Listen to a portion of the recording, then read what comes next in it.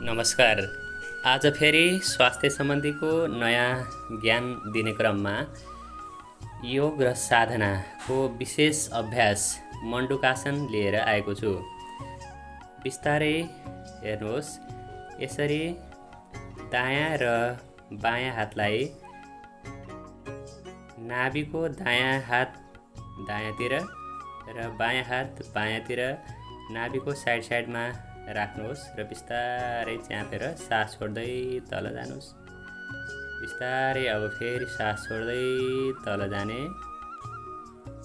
अब त्यही श्वासलाई रोक्ने र टाउकोलाई अलिकति माथितिर उठाउने। यही अवस्थामा केही समयसम्म रोक्न सकिन्छ। बिस्तारै उठ्ने र फेरि अन्तिम पटक बिस्तारै श्वास छोड्दै तल। अब त्यही आराम। श्वास बन्द छ, टाउको माथितिर छ। जसलाई प्रेसर छ श्वास रोक्नु हुँदैन। प्रेसर भएको मान्छेले सानो सानो श्वास लिने र बिस्तारै उठ्ने। अब दाहिने हातलाई नाभि माथि र देब्रे हातलाई त्योभन्दा माथि राखेर फेरि पेटलाई मिच्दै श्वास छोड्दै तल र फेरि उही अवस्थामा श्वास रोकेर बस्नुहोस्।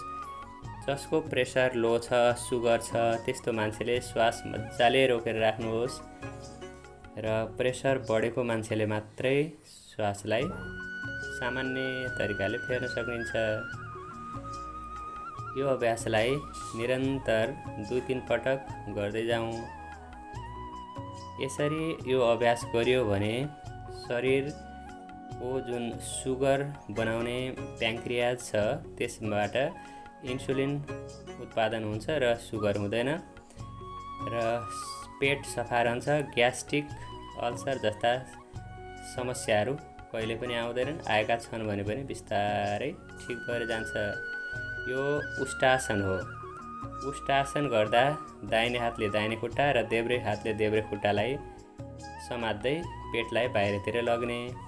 अब बिस्तारै टाउको तल, हात दुवै हातलाई माथि र बिस्तारै यो अभ्यास गर्न सकिन्छ।